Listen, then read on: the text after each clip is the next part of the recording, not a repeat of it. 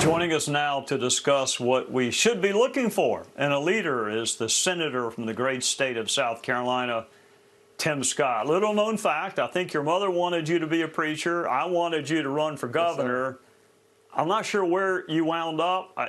In the Senate, right? With about 60-something% of the vote a couple of weeks ago. I've forgiven you, but I'm not sure your mom has. You've become a household name in your own right. But I want to ask you, so you are a leader, but what are you looking for in other leaders? What are the qualities you want to see? You know, Trey, thank you for the question, number one, and I hope everybody had a happy Thanksgiving. Truth is, faith in the future gives us power in the present. If we're looking for leadership, we want leadership that has a vision on who this country is going to be and how we're going to get there. There are a few things that we need to see within leadership. The first is optimism.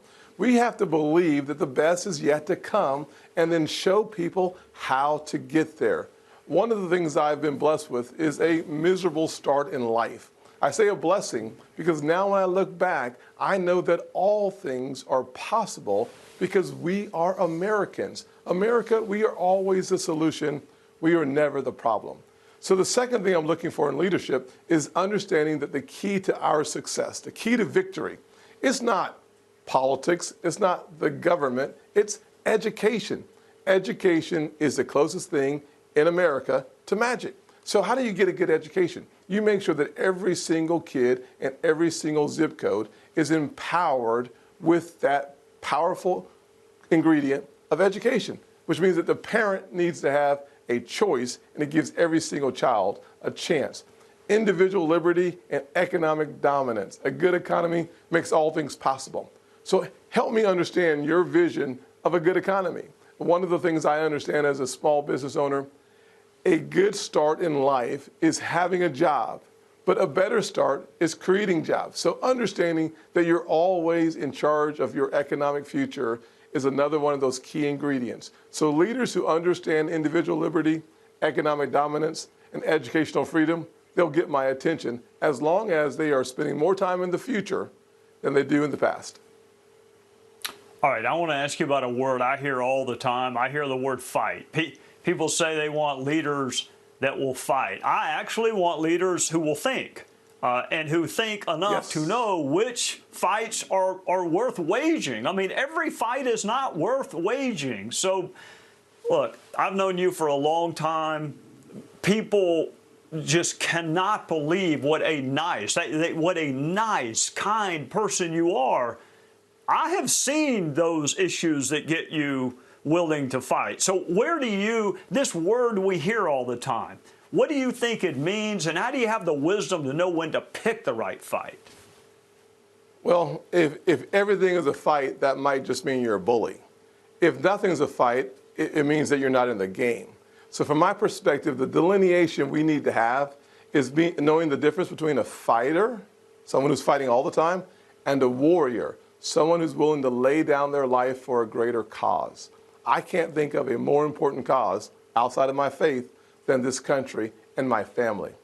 Anyone who comes to interfere with my family, they're going to meet a very different Tim Scott at the door. Anyone who believes and disrespects our country, they're going to meet a different Tim Scott at their door. The truth is that there has to be something that you're willing to lay down your life. In other words, if all you're thinking about is winning, you might be on the wrong page. The truth is, what are you willing to die for or lose for? There have to be principles that undergird human flourishing. And for those principles, you've got to be willing not only to die, but sometimes live and lose.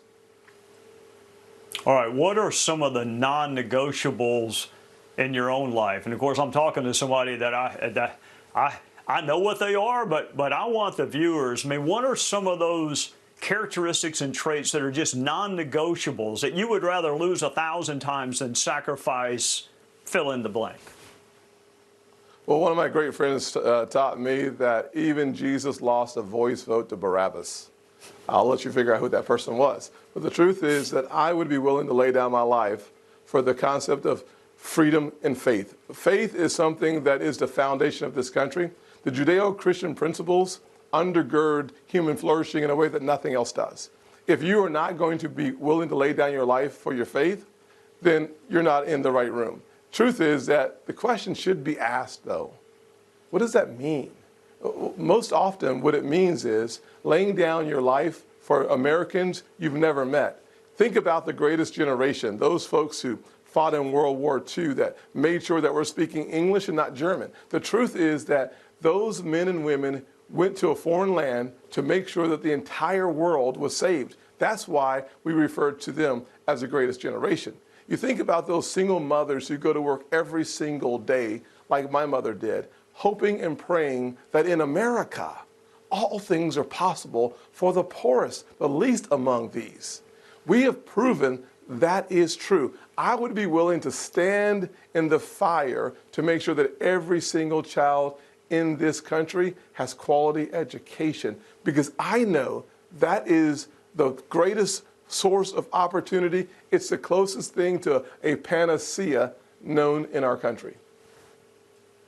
You know, Senator, I started by saying your mom wanted a minister of the gospel. That's what she wanted for her son. It sounds to me like that might be what she got. She got a minister. She got somebody who's not afraid to preach it. So, Senator Tim Scott, it is weird to me to be talking about leadership qualities with you because you have most of the ones I'm looking for, but thank you for indulging us, and I hope you had a great holiday. I'll talk to you soon. God bless you.